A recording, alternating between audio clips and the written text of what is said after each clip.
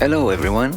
You're listening to CloudNext, your go-to source for cloud innovation and leaders' insight. Brought to you by Global Dots. Imagine a rapidly growing e-commerce company gearing up for the biggest sale of the year. The marketing team has been working overtime, anticipation is building, and everything hinges on the seamless performance of their cloud infrastructure. But as the clock ticks closer to the launch, the IT team is caught in a frantic dance, navigating a labyrinth of cloud configurations and security protocols, trying to safeguard against the myriad of threats that loom in the digital shadows. I'm Ganesh, and today's episode brings us to the heart of cloud security innovation with Stav Sitnikov, co-founder and CTO of StreamSecurity, who is trying and succeeding in changing the stressful scenario so many companies face. Stav, before we start, what should people know about you? So my name is Stav, as you mentioned. I'm 35 years old. I live in Tel Aviv, Israel. Small girl, a wife and a dog.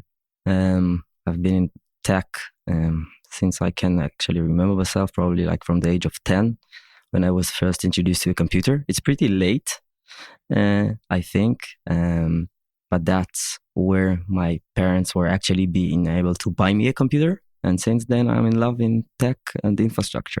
So a little bit more than in love with tech and infrastructure, because you are now a co-founder of your very own company called StreamSecurity, and it's a cloud protection platform, roughly speaking.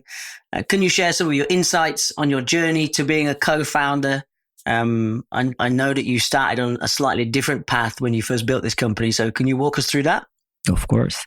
So I think before I even came into the conclusion of that I want my own company, doing something myself, I was working in tech for quite a while.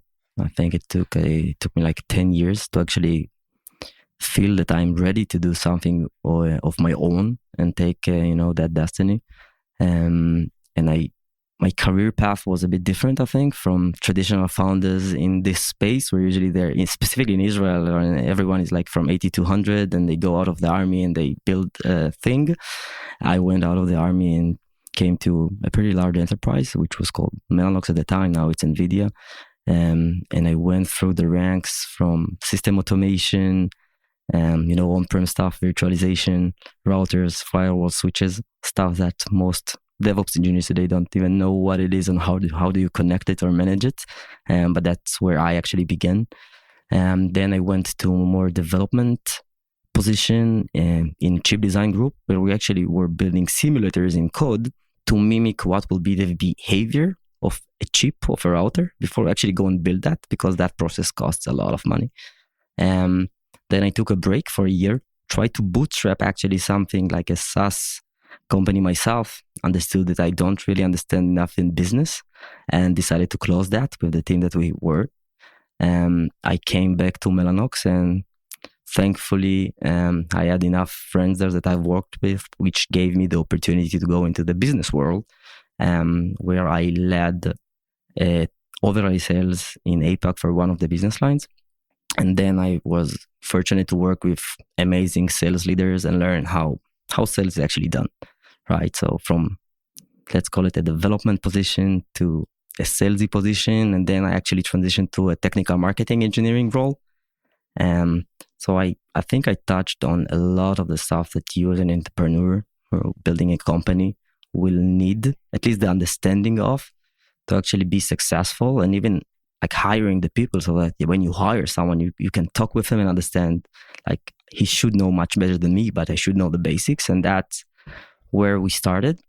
The initial idea, as you mentioned, for what we have built was, we will build a technology that will be able to mimic and understand all of the dependencies in the cloud infrastructure in real time against any change. And the target persona, the person who we expected to use the product at that time, was the DevOps engineer. And as you know, DevOps engineers, specifically at smaller companies, it's a bit different in larger enterprises.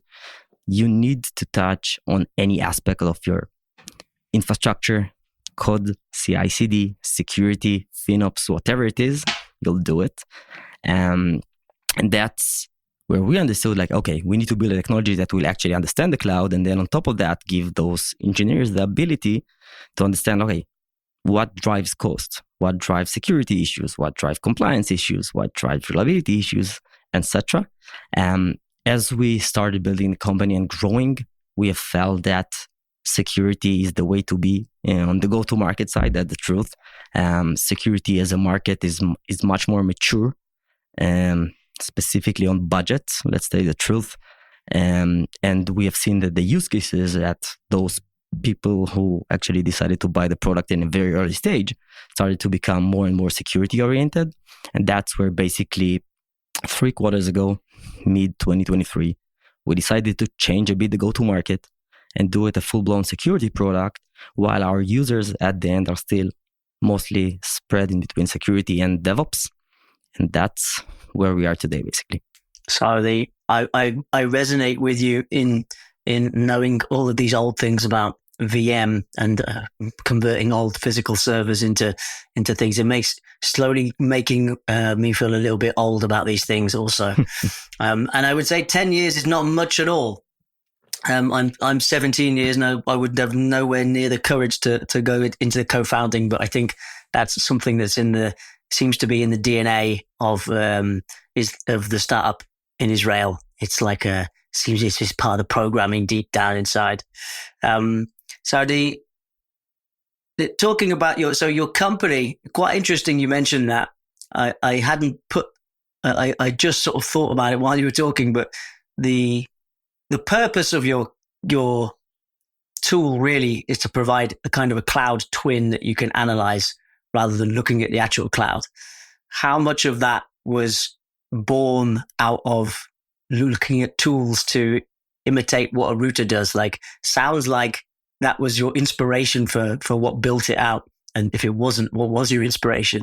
So actually you touched on the exact point, and that was part of the thinking of how we can build what we're actually building today. So myself, during the work at the chip design and those simulations, we needed to mimic parts of a router, right? And then every part you need to mimic what will be the input and expected output in different configuration states.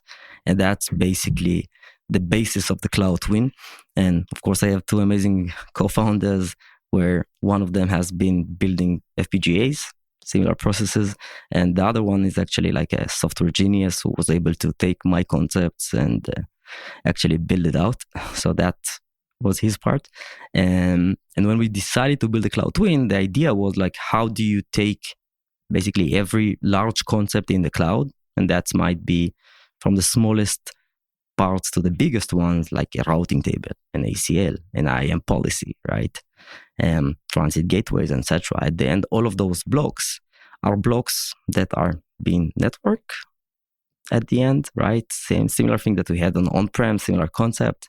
And then WAFs and the permissions are additional agnostic layers of additional things, right?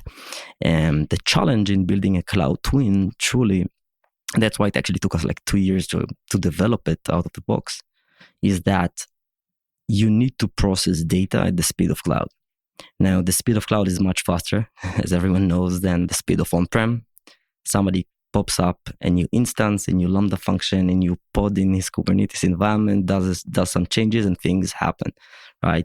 Now, for us to be able to do that at scale, we had to build an engine that can calculate the impact of each of those changes, provide you the output and the actual conclusion of what happens right now at that moment. And I think that the approach we took, which at the beginning, I think nobody actually believed us that it's possible to build, that was like one of the challenges. I think that we were, let's call it naive, by thinking that it will be easy. It took us more than we expected. But once we broke multiple, let's call it walls in the way, I think we have a very strong IP, and that's the main differentiator between our tool and current solutions in the market, where we do it in real time against any change, while others will scan periodically. Usually at scale, it will be like once a day, and we'll give you like, those are all of the issues that you have. Good luck. You have no idea what changed, who did it.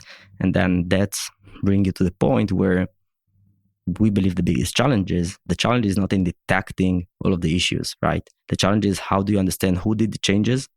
How do you remediate them? And by understanding who did the change and what was changed, it is super easy to remediate, right? Because you will just revert the issues that you have done.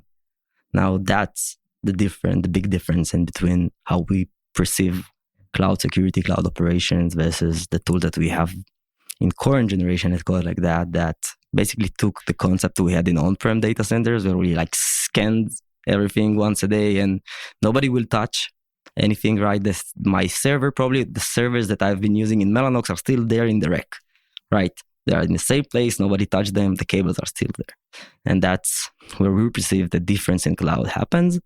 And luckily for us, I think that the evolution of AI that happened and that moved very fast during the past 2-3 years will actually bring the attack vector and capabilities of threat actors to move much faster in the cloud. We already see some example of that. So enumerations are much faster, etc.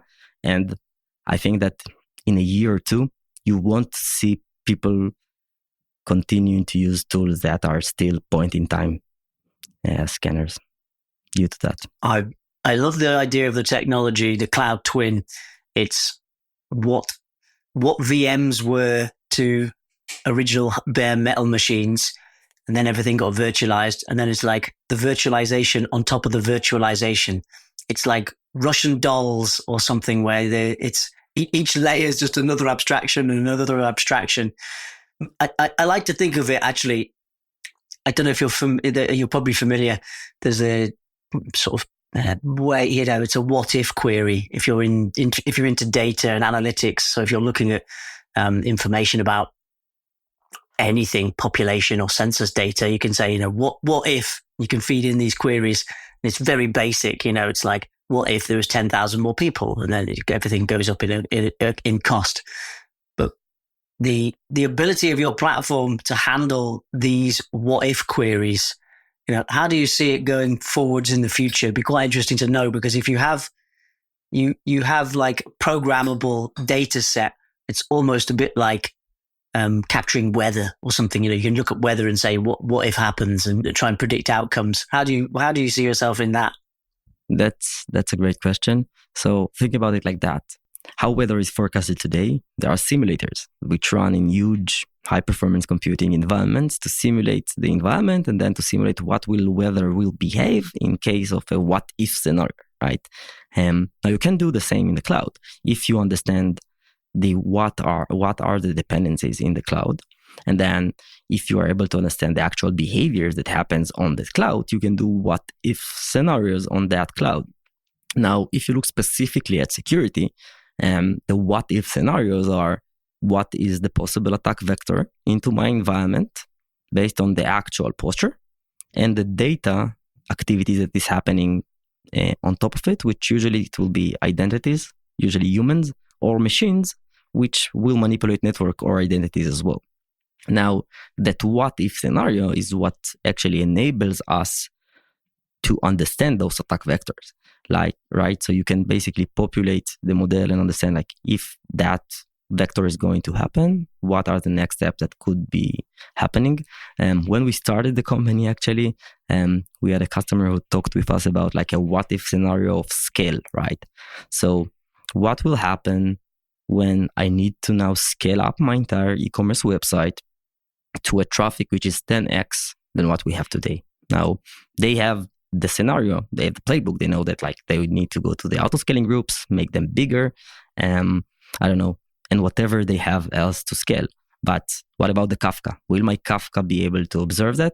I think technology-wise, this is not something that we are solving today, but technology-wise, I think that's where we will be heading. So think about it like if you have observability companies that actually observe the entire data and all of the dependencies, whether those are like APMs, tracing, metrics, etc. If you take all of them and push them into a model which understands all of the dependencies, in theory, you can say, what if my website is going to hit by 100,000 users at once? What will happen? Will my Kafka will the scale of my Kafka be able to hold it, right? Kafka is something that doesn't auto-scale. You actually need to manage it. So our infrastructure is still not fully auto-scalable unless you use everything serverless. I'm not familiar with too many companies that have serverless everywhere.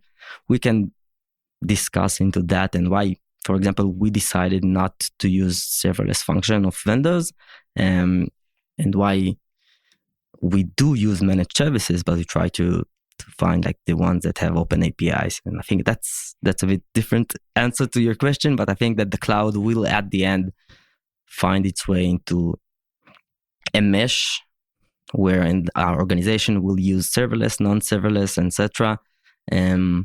That's where I believe we're going. That's a great answer.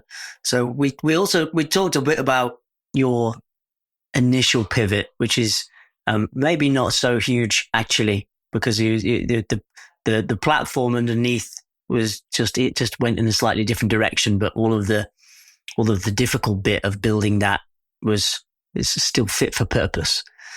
Could you share anything just for any other co-founders? What were some learnings out of that, or what possibly good or poor decisions came out of it? Deciding to keep features or remove features, or just any advice for people who maybe find themselves in a similar situation? I will split my answer into multiple points. So I think there are the technology points, right? If you need to pivot on the technology layer at the stage where you already invested like 2 years, it's going to be super hard unless it's a small change, right?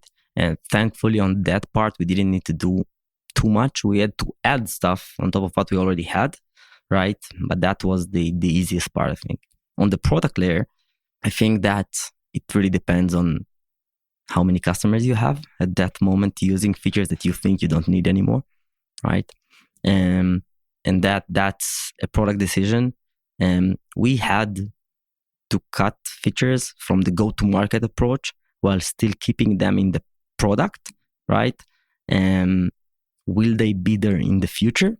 Depends, right? But as you refocus your go-to-market, the actual use cases and the users that use the product, they will drive you to the features that are needed or not needed, and you can track that today pretty easily with many different tools that you have. I think that thankfully for us, we just reduced the focus of features that were, let's call it, outside of the scope of security. We still have some of those because we have customers who love those and use them, but we do not charge for them, right? So it's not like if a customer will come and tell us we need a feature here, we won't develop it. You get it for free. For now, we're not obligated to continue developing it, etc. And I think that on the go-to-market approach, our way, we intersected with security in many ways. Even in the early days when it was purely DevOps, we still had security use cases, and actually security was in most cases paying the budget for DevOps, because that, it's easier for DevOps to find budgets when they go to security. Usually there is a budget there.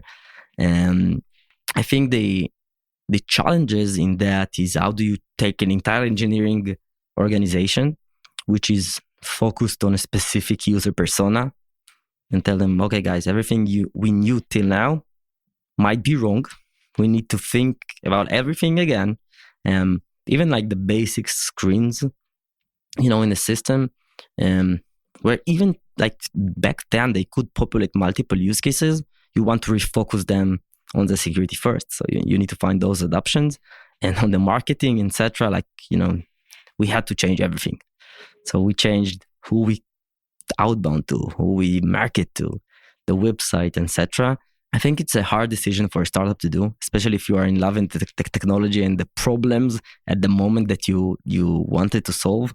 But business-wise, it was very good for us. Once we pivoted, we were able to start approaching Fortune 500 and large public enterprises on the security use cases, and the entry point was easier than in DevOps. And I think that we are on a successful path right now, and that's that direction. I think you're allowed one pivot in business as well, and I don't think you can have more than one. But as a tech startup, you have a dream, And it turns out actually that your dream was sort of on the right path, but it's a little bit off. You're allowed one, I think more than one, and you start to lose credibility in the world. Your technology generally, and we know the landscape is full of technologies like this. And so people will be familiar with Orchestrating, Lacework, whatever. There's quite a few that are crammed into this space. We see what makes you different. I'm keen to see how difficult is what you've set up, and just the nuances of difference, and why you wouldn't fear someone like Wiz stealing the feature and building it out as part of their next release. What are your thoughts on that? It's not the feature, right? So features are things that you build on top of an engine that serves your customers at the end, right? Where usually that's at the engine, nobody sees it, right? It's underneath the hood. It's like taking a Tesla versus a Dodge Viper, right? Who wins? You will know after the race, depending on the engine, depending on other stuff. So with regards to like Wiz, Orca, Lacework, Sysdig, all of those are amazing companies, of course. But at the end, all of them still took an approach which was brought from vulnerability scanners, right? You statically scan the entire environment. If we will look at the progression of those tools over the years, let's call it, there was like the phase one where we scanned configurations on actual assets separately and said like that's a misconfiguration, that's a CV.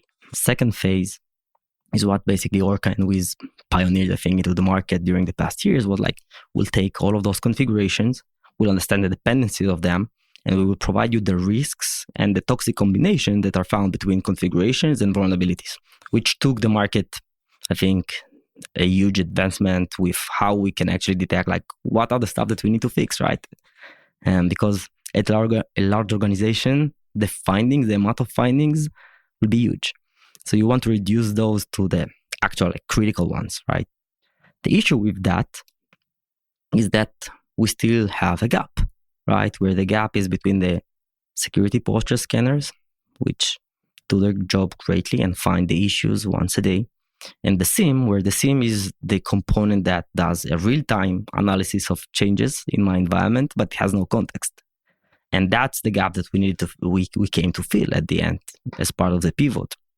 Now, technology-wise, there is a huge difference on how you calculate a separate change and what its entire impact, the impact on the entire infrastructure, versus doing a scan and then building out the output of that.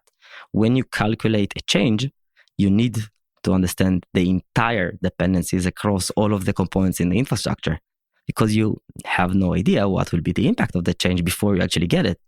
So security tools will calculate the security posture. We calculate the entire cloud posture, and then you need to write very fast algorithms and other parts of IP that we have on how do you understand what is the impact of that change. Now that impact, if it's on a centralized location of the customer cloud, for example, like, let's take an enterprise running on AWS. Usually they will have like a huge AWS control tower architecture, right? Hundreds of accounts, pub and sub connections between all of them. Now, what happens when somebody changes the centralized transit gateway? You have no idea. The blast radius is huge. You will need to calculate a matrix of sources and destination, which is very, very large, right? Now, those tools today don't even calculate cross-account dependencies. They will tell you like that asset has access to that account. They have no idea what in the account because of the scale of the calculation. We were able to actually do it in real time against the change. So features are not the thing that I think makes us unique. The uniqueness is the engine that allows us to do those impact analysis. And that's the gap. So we don't fear, we are not in a fear that somebody will copy that. I think that if someone else will do it as well, it will basically show the market that what we're doing is actually like, the next thing in tech. So we want someone to come and compete actually with us against that. That's how you build categories in cyber at the end. I like the idea that that's a good thing when they start to try and mimic you, because then you know you've picked a good place to go. Yeah. It seems like, I mean, we could talk philosophically about it, but the cloud twin in general, I know you've now focused on security, but actually there's tons of use cases if you start really getting into it, or exposing that engine for other people to build other tools. It's almost like the purpose of a cloud twin, or building a cloud twin, is it's multi-purpose, and actually your security product is just one. And if you expose your APIs, like a FinOps tool could sit and program things on top of it, or an other tool, and an identity and access management tool could look at what a user breach looks like, or blah blah blah blah blah. What are your thoughts about that? Like the evolution. So you build something unique at the moment. Where do you see the evolution of cloud security? Where do you see that going? That's a great question. So I think that first of all, we as a company understood it not so long ago, that security at the end, in most customers where they start to scale, is an integration play, right? Like any customers that you will go to which has massive amounts of infrastructure in the cloud, they will have multiple tools, right? They will have something dedicated for OPSEC. They will have something dedicated for vulnerability scanning. They will have a bunch of other tools around it, like Cloudflare for WAF and DDoS, right? Maybe it's the actual WAF of the cloud provider. And then our thought about is, and this is how we look on what we're doing forward, and part of our roadmap is that how we play together and improve those tools with the information that we got. So for example, let's say I have a WAF in place, right? It might be Cloudflare, it might be AWS WAF. Now, a vulnerability is found. And the vulnerability finding is not coming from us. We are an integrative play. We integrate with AWS Inspector, Qualys, Tenable, Snyk, whatever you have there. Now, when that vulnerability is found, the fix of that vulnerability can actually be in multiple ways, right? Beside patching the actual image of the container or the instance, I can go to my WAF and maybe set a policy that will block that. Maybe my WAF is already blocking that with the ruling and policies that I have. Now, most tools today will not understand that because they don't have the posture understanding of the WAF, and maybe they don't look at it at all. We believe that to help basically teams harden the infrastructure, if you play an integrative play in between the security tooling at hand, for example, if the AWS inspector found a vulnerability, our system understands that that asset is currently covered by a WAF. That WAF might be even Cloudflare.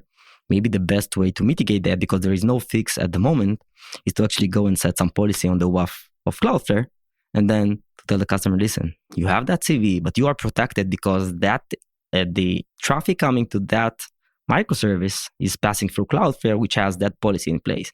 Now, same thing can be done with workload protection, right? Like at the enterprise, you will see a lot of CrowdStrike, SentinelOne, etc.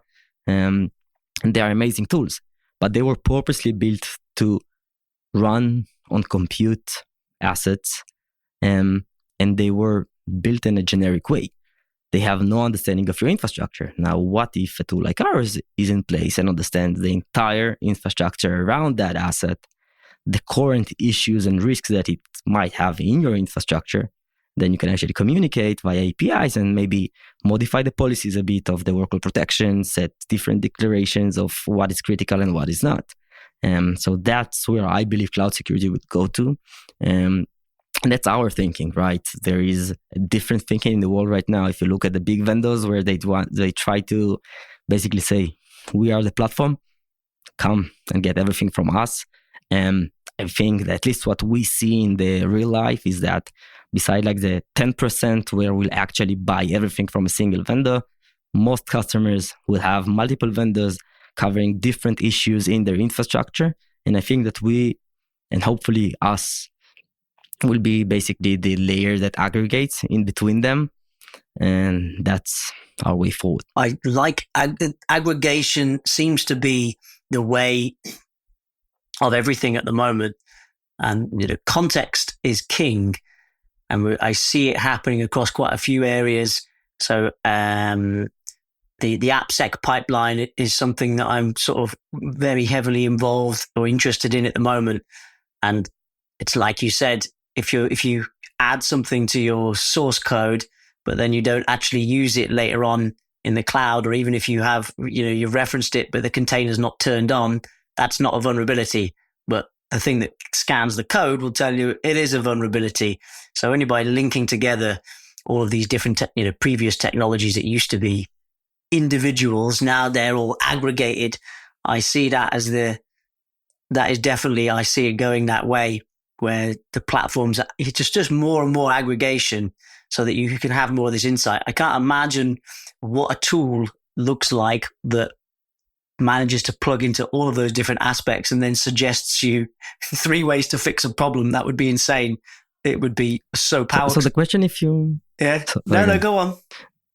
So the question is if you want a single tool to do it for you, or you want a tool to orchestrate it between those dependencies and update the other tools. Because at the end, even in AppSec, as you mentioned, like there are great companies right now in AppSec doing those type of like, what is happening in my CI/CD, what is scanning what, how do I clear dependencies in that. But those tools are built for a specific purpose, for a specific end user, which usually the end user should be a developer writing code, right? Now, I don't think there will be a platform that will take all of that information and will give it in the best way possible to a developer, a DevOps, an SRE, and a SecOps, and an InfoSec engineer. And in the enterprises, you have dedicated vulnerabilities management people as well. So I think that actually like the API play, in between the tools, where you will add the context that you have mentioned, like, right, I wrote my code, Snyk scanned it. That's amazing. I got 10 CVs. One critical. Is that package loaded? No, there are companies who check if packages are loaded in runtime, right? Oligo is a great example, I think, in Israel that is doing a very good job at that space. But again, they didn't scan the code. So if Oligo gives me that insight, then let's say, for example, StreamSecurity detects that that asset is actually exposed to the internet and has the possibility to do a privilege escalation to an admin user. And I can't fix that right now. And it connects to my code, the developer can easily understand why I should fix that code right now, right? So I think that the connection will be like, okay, the finding happened in runtime, somebody connected it, somebody alerted in the tool that scanned that code that there is a runtime reason to fix that, and that's the reason. And the developer will still have an experience with the product that he is working at hand. And I think that cyber, specifically to succeed, to build what you said, which I think is like the holy grail, will be like an integrative play and not a single company play, because otherwise, for that company to grow, they will need to build the features that they are integrating with. I totally agree. There'll be, eventually, it's going to take a lot of collaboration, but eventually some sort of, we managed to get a common format for APIs. So we got there for APIs eventually after people doing loads of stupid things. So it seems like inter-product operability or inter-product alerts or whatever you want to call that thing, we'll get there eventually. There are multiple initiatives, by the way, in that area of like formats to alert between products, etc. I think it will take a lot of time. And I think the industry is going in that direction, at least in the companies that are still pretty early in the stages, not like the huge enterprises where they have a different play, where it's like at the end, best of breed or best of suite. I believe honestly in best of breed, but we'll see where the industry will go. I look forward to that industry standard being released on a Monday, and then by Wednesday there'll be a fork and there'll be 2 versions. We know how that goes. Definitely. So go back to your company. It'd be really interesting to know. You've built a company from the ground up, lots of problems. Have you found any specific tools or hacks with managing your team, especially related to the fact you're building a cybersecurity company? Anything in there that you could share as as I say, as a management tool or a piece of software or something you use? So I think that from day one we have used the code scanning security, right? I think like as you want developers, especially at small companies, when you don't have a dedicated security team, right? You need developers to own things, whether it's security, to scan the code very early, to patch automatically whatever you can. A lot of times it actually breaks your code. It happens. So a non-breaking change is becoming a breaking change because the import of that version actually does not work. With a different version, that happens in life, but you don't deploy to production, right? So you can have that not working on a developer's PC or a demo environment, and then you fix it. So I think that's important. One of the things that I think took us too long to understand, but thankfully we are there right now, is that you want your developers from day one to think about cost, not about performance, because performance is something that they think about it by nature. That's software engineer, that's his job. Like, I need to build something that is performing. But when you build stuff that are performing by design, many times in the cloud, they become costly. For example, I write a code that needs to handle a lot of data. I have two options. I can save to the DB, write from the DB, save to the DB and write from the DB, or I can handle all of that in memory. Now, when I handle all of that in memory, it means that my microservice becomes bigger at peaks. Now, what does that mean? That I'm paying a lot of money to the cloud vendor. And then when you think about costs and they own costs, they understand that the decision they make might impact performance, but actually performance-wise, it might become better. So maybe the language that we have chose for that microservice is not handling memory good enough. We need to change it, and then it will reduce cost as well. So cost, I think, actually forces you to build much better software than thinking of performance, because they will, at the end, it's the same thing, but cost is easier to, let's call it, fill. Specifically in a startup, when you start to scale and the amount of customers grows, when you have like 10 customers running on a multi-tenant, it's fun. Then when you get larger customers, everything is changing, right? And then your AWS bill or whatever cloud you are using grows, and you understand like, okay, we are super optimized on the infrastructure layer. Like, we have Carpenter, we have bin packing, we have like all of the data transfer figured out between availability zones, and spot instances arise, whatever you want. So you are optimized, right? The real cost in cloud is software. It's not the infrastructure, it's not those optimization. Like, you can get a great tool or a great partner like Global Dots in this example that will help you optimize that cloud infrastructure cost. But the real cost, once you get there, is your software. And usually software in startups and in enterprises as well is not written with the thinking of, okay, like, how do we make sure that that is not using too much money? What are the ways we have to implement that? But it's with the thinking of performance. And then those two can collide when you serve a lot of customers on the microservice. It's funny. You're talking about that always reminds me, I have to go back very far in my history to think about these things. But whenever you used to set anything up, that in the days before SaaS, the requirements for that an individual piece of software would always be needs, 24 gig of RAM and 20 processors or whatever. Always the specifications were just totally through the roof. I think it's like that's the modern version of that is what you've just described, basically. The knowing that you can just use the most beefy solutions from the cloud provider when actually you shouldn't be doing that. Interestingly, code is a huge part of it that people don't think about as well. I mean, Python is super popular out there, but can't remember the statistic. It's like 27 times more expensive to use than C#, something like that. So even the languages and stuff like that people use, I mean, they don't really matter so much as a startup. But if you suddenly become enterprise scale, maybe those things are even on the radar. You hit exactly on the point. Like, we have a mic. Well, I'll be very honest, and that's how I came to that. So, decision that you make at the beginning, at a startup, you want to run fast, right? So you will write with the easiest possible code, and in areas that will be problematic, you write in different languages. So for us, for example, our stack is composed out of 3 main languages: Go, Lang, where we use for the data pipelines, right? Makes sense. Then 90% of our architecture is Python, and Java in some algorithmic areas.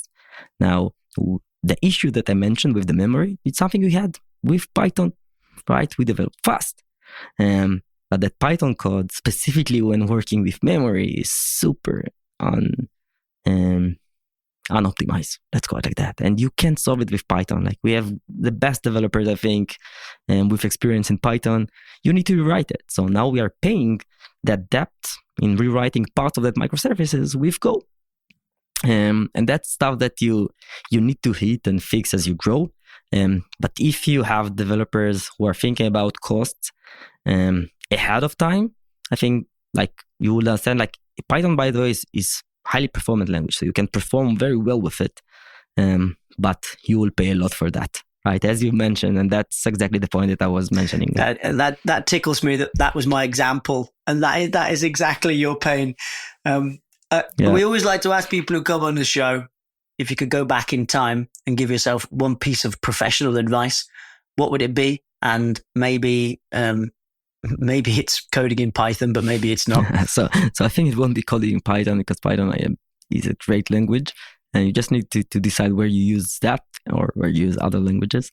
But I think on this journey as a startup, the balance in between how many unit testing you write versus how much code you write, and maybe what is the right methodology around that. So I think we started too late with that, and I would probably, in my next company or my next journey, would start with actually building a much more robust infrastructure of unit testing and end-to-end testing around that, because that's something that takes a long time to catch up with once you are writing a lot of code. So if you are actually having that from day one, that can help you a lot in the future, I think. And that's a point that I would say for myself to the next thing. Mm-hmm. That's a good piece of advice. Not something that I've heard before either, to be honest. So that's interesting. We're coming to the close of the episode.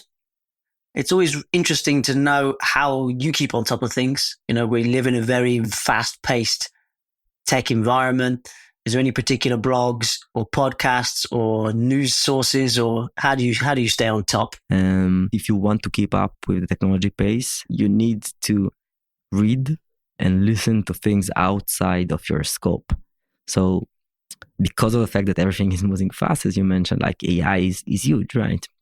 I didn't even touch on that, but if you want to keep up with everything going on, and let's say you want to be the best DevOps engineer in the world, you still need to look around what you're doing, because the actual next big change that will impact yourself might not come from the areas that you are thinking about. That's my suggestion. Wise words, and that's a lovely way to close out the show. Stav, it's been totally great talking to you. Thank you so much for coming on the show. We really appreciate it. Any final words? Thank you, Ganesh, for hosting me. It was a pleasure. And thank you for giving me the opportunity for my first podcast. Pleasure. Loved it. This episode was produced and edited by Daniel Ohana and Thomas Morvidson, sound editing and mixed by Bren Russell. I'm Ganesh the Awesome, and if you're ready to deep dive and start transforming the way you approach cloud practices and cybersecurity strategies, then the team and myself at Global Dots are at your disposal. We are cloud innovation hunters, and we search the globe looking for the future tech solutions so we can bring them to you. We've been doing it for over 20 years. It's what we do, and if I don't say so myself, we do it pretty well. So have a word with the experts, don't be shy, and remember that conversations are always for free.